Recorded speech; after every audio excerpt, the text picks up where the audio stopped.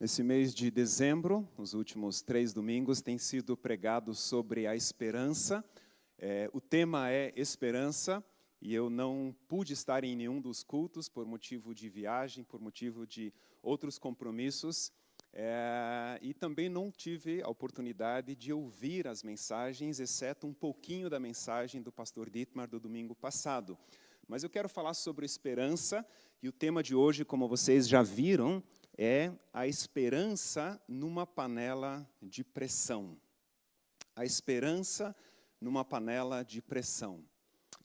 Há umas 3 semanas atrás, no final de novembro, nos dias 28 a 30 de novembro, nós tivemos uma fermata em Nova Olinda do Norte, que fica na beira do rio Madeira, no Amazonas. Então, tivemos uma fermata nessa cidade, com 20 casais de missionários, de pastores que estão tanto na cidade, tanto como na região, como também numa outra região chamada de Rio Abacaxis. Então, tem uma região ali de comunidades, e vários desses pastores, vários desses missionários vieram até Nova Olinda do Norte, onde nós estivemos como fermata, ministrando, cuidando e abençoando a vida deles. E um casal em especial, Jorge e Leidilene, casal de pastores, eles organizaram, na verdade, boa parte dessa fermata. Eles conseguiram trazer muitas pessoas também nessa fermata. E eles me contaram uma história. E essa história mexeu muito comigo, uma história que me impressionou bastante. Ele contou a história onde ele e a esposa dele estavam nesse rio, num dos rios Abacaxis, em um dos barcos, e, de repente, uma tempestade sobreveio a eles. Chuva, vento muito forte, uma tempestade que começou a, obviamente, entrar água no barquinho deles, na embarcação, uma embarcação pequena, uma rabeta, como eles conhecem lá, e a tempestade ela foi tão forte, tão intensa, que o barco começou a afundar. E para quem já esteve no Amazonas, sabe que os rios eles são imensos, eles são muito largos, eles são grandes, o volume de água, a correnteza é muito grande, e, para desespero deles, o barco, de fato, afundou. O barco começou, de fato, a afundar completamente. E nesse momento, né, eles estão ali dentro do rio, o barco afundou, e a esposa começa a gritar desesperadamente, e o Jorge ele grita com a esposa dele, grita assim, não grita senão nós morremos. E ele conseguiu acalmar a esposa dele, dizendo, não grita, se você gritar, nós dois morremos aqui. E naquele desespero, algumas coisas ali presentes, boiando naquele desespero, o que é que sobrou, o que é que apareceu diante deles? Uma panela de pressão. Tinha uma panela de pressão no barco junto com eles estavam com outros pertences, com outras coisas, e ele pediu à esposa dele, ele conseguiu fechar a tampa da panela de pressão e pediu para a esposa para que ela agarrasse com força essa panela de pressão. Vou pedir a Yuli que venha aqui à frente para que me ajude a exemplificar isso. Imagina que nós dois estamos afundando nesse barco, né? Não grita, senão a gente morre, né? E ele pediu à esposa que agarrasse a panela de pressão, então agarre ela com força. É assim que se agarraria? Ele me contando, né? A esposa agarrou, ele pediu para agarrar com força e ele colocou o braço, não sei exatamente como, por trás, também na panela de pressão, e assim eles permaneceram na água, boiando, e não foi por apenas alguns minutos, obrigado. Foi por algumas horas, eles boiaram nesse rio, deixando que a água, deixando que a correnteza os levasse. E chuvas e ventos, e já calmos, sem gritaria, na verdade, mas assustados, preocupados, mas agarrados naquela panela de pressão, eles conseguiram, depois de algumas horas, chegar na beira desse rio. E quando eles estavam próximos da beira do rio, já exaustos, o Jorge, ele soltou a esposa dele e deu um empurrão para que ela pudesse chegar na beira do rio, e ele, tão exausto, tão cansado, começou a afundar ali, sem forças para chegar na beira do rio. E, com muito desespero, com muita força de vontade, ele acabou também conseguindo chegar na beira do rio. E ele, sentado na beira do rio, apavorados, dois, né, perdidos no meio daquela selva, daquele mato ali. E eles estão ali, e ele está sentado na beira do rio. Já se passou algum tempo, ele já conseguiu se acalmar, já estão descansados, mas não tinham ideia de como eles sairiam de lá. E, de repente, ele vê um pedaço de madeira subindo e descendo. E ele observa aquilo lá e ele percebe, descobre que é o barco que tinha afundado. E o barco começa a subir e descer, subir e descer. Quando ele vê a ponta do barco, ele pula na água de novo. A esposa tenta segurar ele e ele, no desespero, pula dentro do rio e consegue tirar o barco para fora. E eles tiram o barco do rio, conseguem secar ele, conseguem ajustar ele de novo para poder seguir viagem. Fizeram remos lá com pedaços de galhos, de madeira, tem suficiente ali, fizeram novos remos e começaram de novo a viagem. E olha só como Deus cuida, né, dos detalhes. Eles tinham dentro do barco deles uma mochila com as coisas deles, e uma das coisas importantes para eles era a certidão de casamento. A certidão de casamento estava dentro da mochila. E eles começam, né, de novo em cima do barco, começam a navegar, e depois de um tempo, o que é que eles encontram flutuando naquele rio imenso? A certidão de casamento. Ela estava emplastificada, e ele falou com apenas um pequeno detalhe, onde havia, né, uma ruptura e existe uma mancha, na verdade, não sei se está na tela ali, ó, na parte de cima ali, você vê a certidão de casamento e a mancha de água. Então, conseguiram recuperar essa certidão de casamento e, com isso, eles acabaram chegando sãos e salvos em casa. Essa foi uma das histórias que ele contou das experiências nas águas, nos rios. Mas essa história, ela mexeu muito comigo. Ela me impactou, ela me impressionou, e eu falei com ele essa semana, pedindo para ele se ele tinha a foto da certidão de casamento. Vocês já viram, né, a foto deles, desse casal.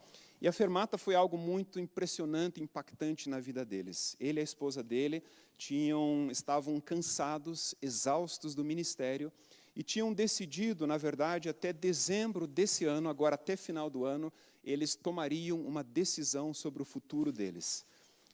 E o que eles queriam era, na verdade, abandonar o ministério por todas as dificuldades, por todo o desafio que é trabalhar como pastores ou missionários nessas comunidades ribeirinhas. E exaustos, cansados, a decisão deles era abandonar o ministério, deixar, né, o ministério, se ocupar com alguma outra profissão em alguma outra cidade um pouco maior, mas eles vieram para a fermata. E durante a fermata, Deus começou a ministrar o coração deles. Eles foram inspirados, eles foram encorajados, eles ouviram histórias, eles ouviram a palavra de Deus. E antes mesmo que terminasse a fermata, ele veio falar comigo e contou dessa decisão deles. E disse, Luciano, eu conversei com a minha esposa, e a decisão de abandonar o ministério já caiu por terra aqui na fermata. Nós vamos continuar, não precisamos esperar até dezembro, era final de novembro, já tomamos essa decisão de continuar no ministério. E essa semana ele me mandou essas fotos aqui. E essa história, ela representa muitas vezes a nossa vida. Há momentos na nossa vida onde o desespero, ele toma conta, onde surgem diversas situações de aflição, situações onde não há saída, situações onde você enfrenta crises, momentos de desespero, e esse desespero ele pode acontecer num casamento. Às vezes o teu casamento ele entra em colapso, ele entra numa crise, onde vocês discutem, onde o casamento não há mais amor, não há respeito, e o caos se instala dentro do casamento, e você entra numa crise. Pode ser talvez alguma coisa relacionada aos teus filhos, algum relacionamento com os filhos que desanda por vários motivos, seja por negócios, por desentendimentos, e a crise se instala numa relação dessas. Às vezes, o diagnóstico de uma doença, de repente você descobre que você tem uma doença muito grave, uma doença muito séria, e muitas pessoas são surpreendidas hoje em dia com doenças, com enfermidades, e quando você recebe o diagnóstico, você entra num desespero, não é verdade? Quando o diagnóstico é muito pesado, quando o diagnóstico é fatal, no sentido de que não há muita esperança, o desespero se instala nessas situações. Às vezes é uma tragédia, aconteceu uma tragédia, acontece algo muito difícil, alguma perda, e o desespero se instala. Às vezes você olha situações em geral, você olha os governos e você entra em desespero. Você olha as guerras e você ouve notícias, né, das guerras, e as guerras estão numa escalada cada vez maior. E hoje nós temos tantas informações, nós acompanhamos quase que ao vivo, né, como os mísseis são disparados hoje de um lugar a outro, de um país a outro. E alguns países estão se destruindo, estão em guerra, e eu imagino, né, a realidade dessas pessoas que vivem nesse contexto, nessa insegurança, nesse medo, dia após dia. As sirenes tocando nas cidades e você não sabe direito se aquilo vai atingir você ou não. Existem alguns lugares de proteção. E nós não temos noção, nós não temos ideia do que essas pessoas passam, mas eu imagino que seja algo muito pesado. Às vezes você perde o emprego e de repente você está desempregado e você não tem mais o recurso necessário para a sua, né, para a sua família, para o seu sustento, e isso dá um desespero. Às vezes a dívida, você tem dívidas e as dívidas elas ganham uma proporção, uma escala tão grande que você também entra em desespero e não sabe mais como fazer isso, como se livrar daquilo. Então, inúmeras situações na nossa vida nos levam a esse momento do desespero, onde o barco, de repente, ele afunda completamente e você não sabe, você entra em desespero sem saber o que fazer. E quando o desespero vem, o que é que nós fazemos? Nós procuramos nos agarrar a algo, ou a alguém, ou a alguma coisa, não é verdade? Quando bate o desespero, a nossa mente ela começa a trabalhar, buscando uma pessoa, buscando uma ideia, buscando uma solução, buscando algo que possa resolver aquilo. Algum remédio. Eu vi recentemente, parece que a Rússia já está testando vacina contra o câncer. Parece que eles estão bem avançados e não sabemos, né, o quão real é isso, mas há notícias de que a Rússia já está testando vacina contra o câncer. Então, busca-se soluções, né, para casos graves, casos bastante complicados, e a gente começa a trabalhar buscando alguma solução. E aqui entra uma questão muito importante, uma pergunta muito importante. Nós buscamos algo que nos gere esperança, algo que resolva de alguma forma. O Jorge e a Leidilene, eles viram na panela de pressão, eles encontraram uma certa esperança. Era a única coisa que poderia, talvez, dar algum tipo de esperança para a salvação deles naquele momento. E a pergunta é, a sua esperança, ela tem fundamento? Essa é uma pergunta muito, muito importante que nós precisamos responder. A sua esperança, ela tem algum fundamento? A esperança, na verdade, ela é uma expectativa de algo bom que está para acontecer, ou que irá acontecer. Então, é uma antecipação, é uma expectativa de algo bom que vai acontecer. E a pergunta é, a sua esperança, ela tem fundamento? Eu queria ler alguns versículos de uma história parecida com essa do Jorge e da Leidilene, mas que acontece com o apóstolo Paulo. E nós encontramos em Mateus capítulo 27, dos versículos 18 ao 20, são os versículos que eu quero ler com vocês. Paulo, ele foi preso, ele apela a César, e ele está sendo levado a Roma, e ele faz uma viagem de Cesareia, que fica no norte de Israel, uma viagem de Cesareia até Roma. Essa viagem, os cálculos são de aproximadamente 5 a 6 meses, foi a duração dessa viagem, porque eles passam por situações muito complexas, muito delicadas. Então, imagine que Paulo está preso, sendo levado e vai mudando de embarcação, chega até uma altura, para numa ilha, desce, vai numa outra embarcação e segue viagem. E o que acontece? Algo muito desafiador acontece, onde ventos começam a soprar, tempestades, chuvas também afetam eles. E olha só o versículo 18. Então imagine uma embarcação, no final do capítulo diz que tinha 276 pessoas nesse barco, nessa embarcação. Então imaginem, 276 pessoas estão a bordo desse barco. Atos, capítulo 27, Atos, capítulo 27. Eu falei Mateus ou não? Está na tela ali, Mateus? Desculpem. Atos, capítulo 27, versículos 18 ao 20, que diz assim: No dia seguinte, sendo violentamente castigados pela tempestade, começaram a lançar fora a carga. No terceiro dia, lançaram fora com as próprias mãos a armação do navio. Não aparecendo nem sol nem estrelas por muitos dias, e continuando a abater-se sobre nós grande tempestade, finalmente perdemos a esperança de salvamento. Depois de muitos dias, 14 dias, sem ver o sol, sem ver as estrelas, frio, chuvas, ventos, desfazendo-se da carga, desfazendo-se da armação do navio, ou seja, para aliviar o peso dessa embarcação, finalmente perderam toda a esperança de salvamento. Ou seja, olhando as circunstâncias, olhando o que estava ao redor deles, não tinha solução, não tinha salvação.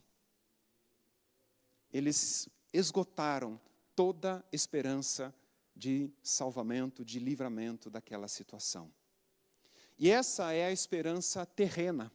Essa é a esperança quando nós olhamos com os nossos próprios olhos, quando nós analisamos situações somente com a nossa perspectiva.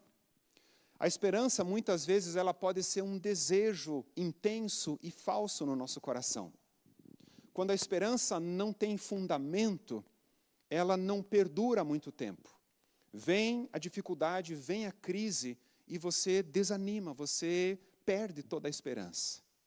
Mas a passagem continua e olha só o que acontece a partir do versículo 22, Atos 27, a partir do versículo 22. Mas agora, é Paulo falando a eles, mas agora recomendo-lhes que tenham coragem, pois nenhum de vocês perderá a vida. Apenas o navio será destruído, pois ontem à noite apareceu-me um anjo do Deus, a quem pertenço e a quem adoro, dizendo-me: Paulo, não tenha medo. É preciso que você compareça perante César. Deus, por sua graça, deu-lhe a vida de todos os que estão navegando com você. Assim, tenham ânimo, senhores. Creio em Deus que acontecerá do modo como me foi dito. Devemos ser arrastados para alguma ilha. É muito interessante essa passagem. Sabe o que Deus fez? Deus deu a Paulo uma panela de pressão. Deus deu a Paulo uma palavra, um anjo de Deus apareceu a Paulo naquela noite e disse a Paulo: Paulo, é necessário que você chegue a Roma, que você se apresente diante de César. E por causa disso, porque eu quero que você esteja lá, eu vou preservar a vida das outras 275 pessoas que estão com você nesse barco.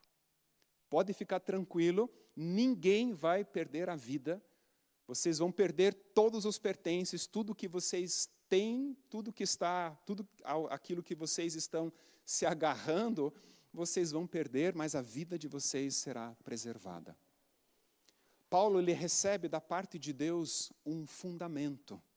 recebe da parte de Deus uma palavra que gera uma esperança que é verdadeira, que gera uma esperança que de fato vai se realizar, que de fato vai se cumprir.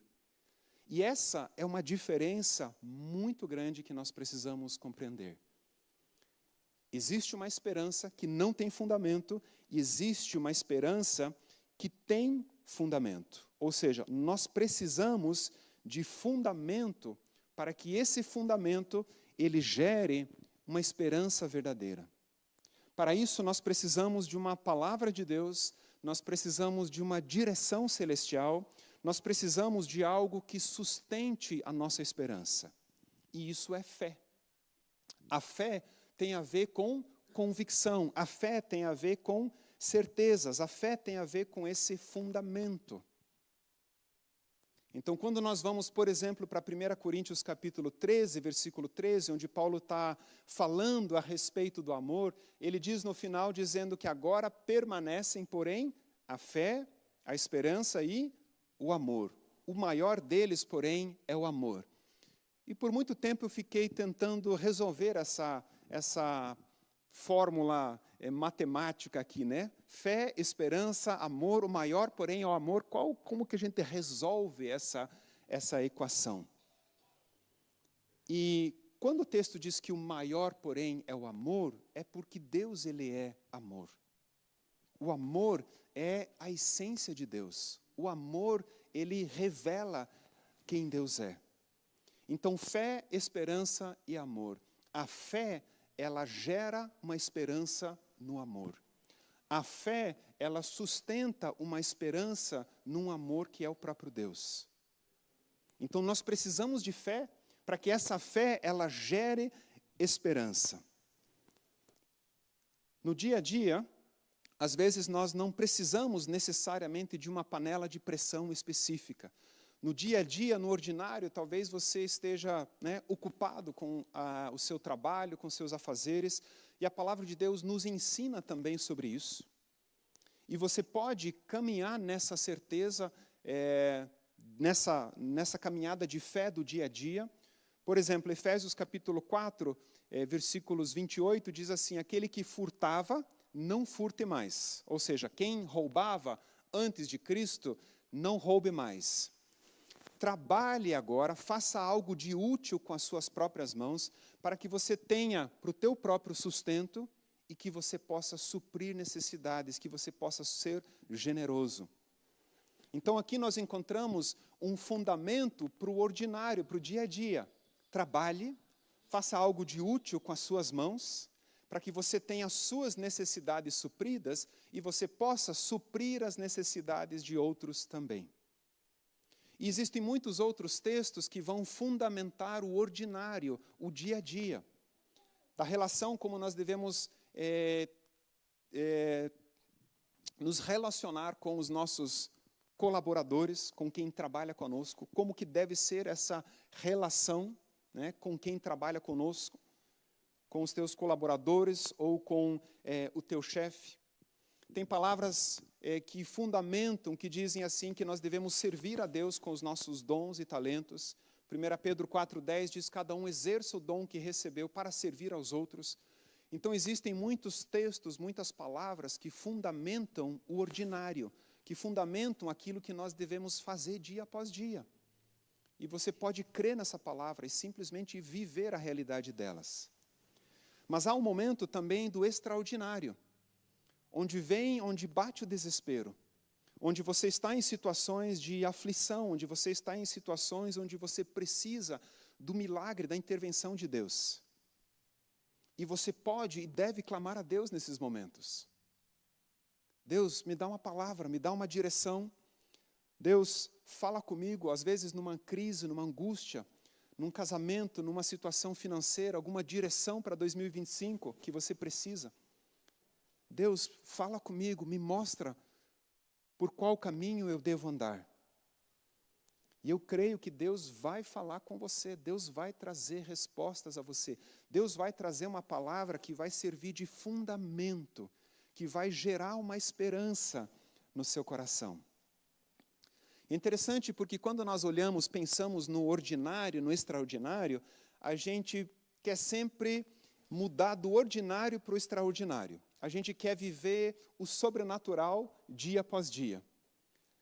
Mas às vezes eu reflito em alguns textos e parece que a Bíblia ela mostra exatamente o contrário. Se nós pegarmos o povo de Israel no deserto, eles estão no deserto peregrinando e eles vivem o sobrenatural dia após dia. A nuvem e a coluna de fogo. A nuvem durante o dia, sombra, direção, a nuvem se movia, eles se moviam. A coluna de fogo à noite, onde eles podiam ser conduzidos também durante a noite, e também os aquecia. E o povo de Israel, ele vive o sobrenatural no deserto. Quando eles atravessam com Josué o rio Jordão e entram na terra prometida, a coluna de fogo e a nuvem, elas cessam, elas deixam de existir. Elas não estão mais presentes. E agora eles têm uma palavra de conquista daquela terra. Deus fala para eles, eu estou dando a vocês uma terra, ela vai daqui, até aqui, até aqui, até aqui. Deus, ele delimita para o povo a terra e diz, agora conquistem, eu dou a vocês essa terra. E eles vão viver o ordinário, dia após dia. Obviamente, eles experimentam o sobrenatural de Deus, eles experimentam a provisão de Deus, por exemplo, em Jericó, quando os muros, as muralhas caem, depois de darem todas aquelas voltas. Então, eles começam a guerrear, eles começam a conquistar aquela terra, e Deus, ele, em vários momentos, ele intervém de forma sobrenatural. Mas o ordinário já está estabelecido, eles já sabem o que eles devem fazer. Então você pode e deve viver o ordinário e procurar em Deus o extraordinário quando ele for necessário. Quando você precisar de um milagre, de uma intervenção, Deus está presente. E Ele continua operando milagres, Ele continua curando, Ele continua salvando, Ele continua restaurando. E Ele opera isso em nós, através de nós. Então você pode sim encontrar uma panela de pressão em momentos de crise, de desespero, onde você não sabe para onde ir, e o Senhor, Ele vai falar com você. Falta de esperança é falta de fé. Se você não tem esperança, é porque você está com dificuldade em crer na palavra, em crer no Deus em que nós servimos. Quando há falta de esperança, há falta de sonhos, há falta de planos. Pessoas que não sonham, pessoas que não planejam, não pensam para o futuro, são pessoas que não têm esperança. Então a falta de fé gera uma falta de esperança, que gera falta de sonhos, falta de planos, falta de ideias para o futuro, de desejos para o futuro.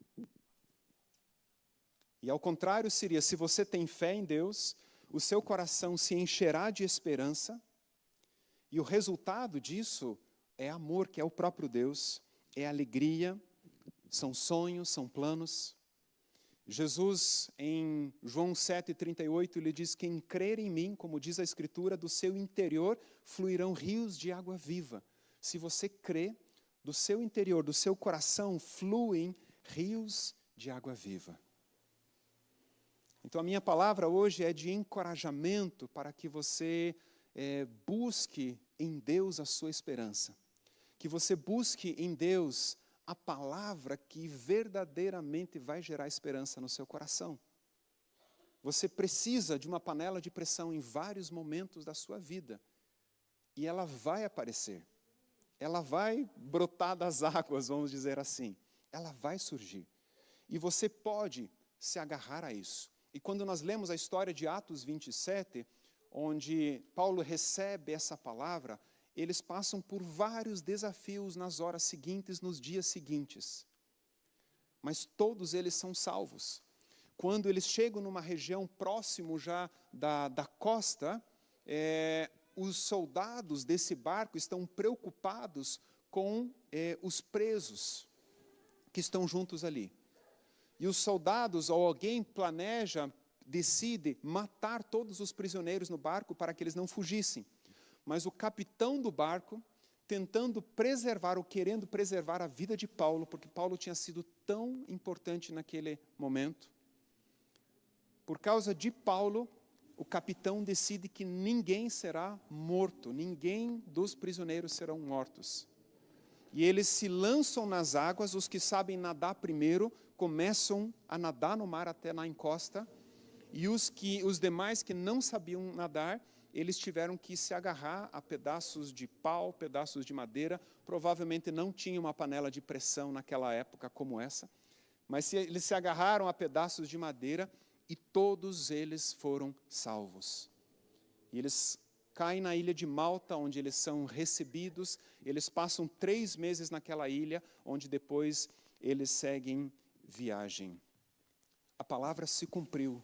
Aquela promessa gerou esperança de salvação, de vida, e aquela palavra se cumpriu. E eu termino com uma outra história real, que acontece num país chamado Quirguistão. Na Ásia Central, um país de 90% de muçulmanos sunitas, que são aqueles mais tranquilos. 90% de muçulmanos. Na Ásia Central, divisa com a China e com vários outros países ali ao redor. Uma mulher chamada Kátia.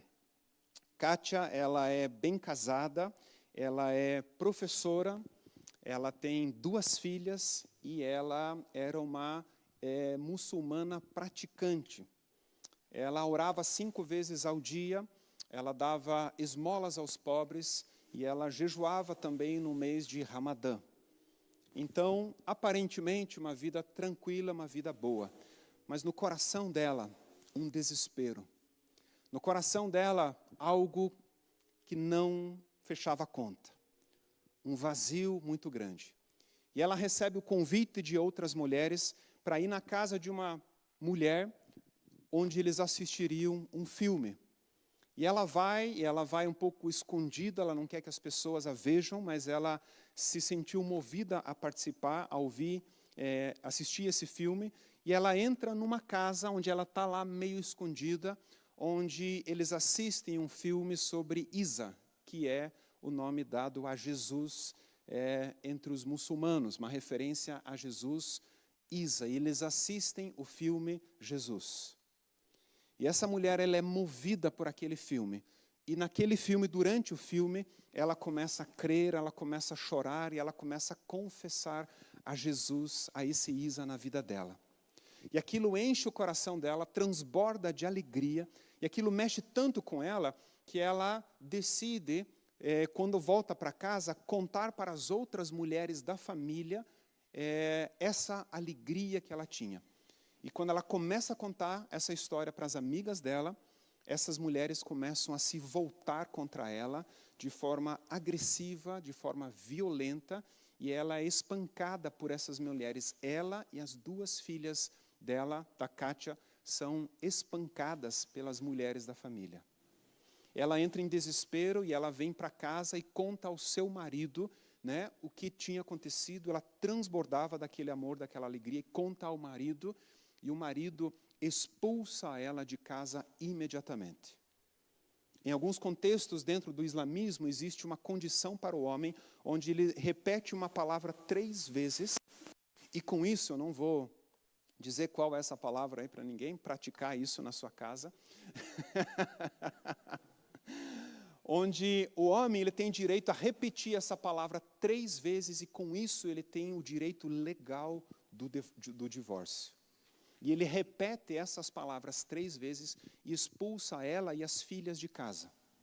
Se fossem 2 filhos, ele ficaria com os filhos, mas como são filhas, elas são expulsas de casa junto com a mulher. Ela diz que os pais, ela pensa, os meus pais vão me receber. Eles vão entender, eles vão me acolher. E ela vai para a casa dos pais e compartilha o que aconteceu com ela. E da mesma forma, os pais a rejeitam, ela é expulsa de casa.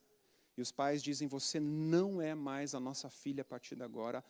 Vocês não são mais as minhas netas. E eles são expulsos de casa. ela tenta um abrigo do governo. E no abrigo do governo ela conta o que aconteceu. E o próprio abrigo do governo rejeita e não permite que elas sejam recebidas no abrigo. E elas acabam morando na rua, mendigando nas ruas de Quirguistão, morando escondidos debaixo das pontes, pedindo comida na entrada de um supermercado. E nessa entrada do supermercado tinha uma mulher que passava com certa frequência, e essa mulher, ela olhava para Kátia de uma forma diferente. Sempre havia um sorriso, e ela lembrava dessa mulher com certa frequência. E um dia, essa mulher se aproxima e Kátia pede ajuda a ela. E começa a conversar com essa mulher e começa a explicar a situação para essa mulher. E essa mulher, muito carinhosamente, pega a Kátia e as duas filhas e leva elas para a casa delas. O nome dessa mulher que recebe, por coincidência, chama Catiana. Então, nós temos a Kátia e a Catiana. A Catiana também tem duas filhas, é casada e recebe essas mulheres em casa e começa a atendê-las, começa a tratá-las da mesma forma como se fossem da casa. E começam a compartilhar tudo. Cama, comida, chuveiro, roupa, tudo o que elas precisavam. E Kátia e as filhas dela têm um novo lar. Um pouquinho antes disso acontecer, antes de encontrar a Catiana no mercado, Kátia está em desespero e pede ajuda. Ela clama a Isa, clama a Jesus, por favor, me ajude. Por favor, nos tire do perigo das ruas. E ela clama, foi quando Catiana aparece na vida dela e ela é restaurada, ela é transformada. Catiana, o marido e as filhas também amam a Isa, também amam a Jesus, e por isso, ajudaram ela de uma forma tão extraordinária. Essas duas mulheres, Catiana e Kátia, elas gravam programas hoje no programa Mulheres de Esperança da Rádio Transmundial. A Rádio Transmundial tem um programa chamado Mulheres de Esperança, e ele existe em vários países do mundo, e essas duas mulheres, elas gravam programas onde esses programas, esse testemunho, histórias e muitas outras coisas são compartilhadas para muitas outras mulheres naquele país e em outros países ali próximos. Uma situação de desespero, uma situação desumana, onde houve um clamor, onde houve um pedido de misericórdia, de ajuda, e elas receberam uma panela de pressão, receberam uma família que as acolheu, e eles foram restaurados, elas foram transformadas. Às vezes nós, de certa forma, Deus permite a gente chegar em situações desumanas, vamos dizer assim. Mas eu posso afirmar a você que jamais você será abandonado, jamais Deus vai deixar você. Ele sabe todas as coisas. Ele, de alguma forma, na soberania dele, permite algumas crises, algumas situações difíceis, mas Ele estará sempre presente. E se você continuar crendo nele, se você o buscar, com certeza, em algum momento, a história será mudada, a história será transformada. Amém? Coloque-se em pé, por gentileza, eu quero orar com vocês. Feche os teus olhos. Talvez você esteja num estado desses, de desespero, de desesperança. E você pode orar e colocar isso diante do Senhor nesse momento.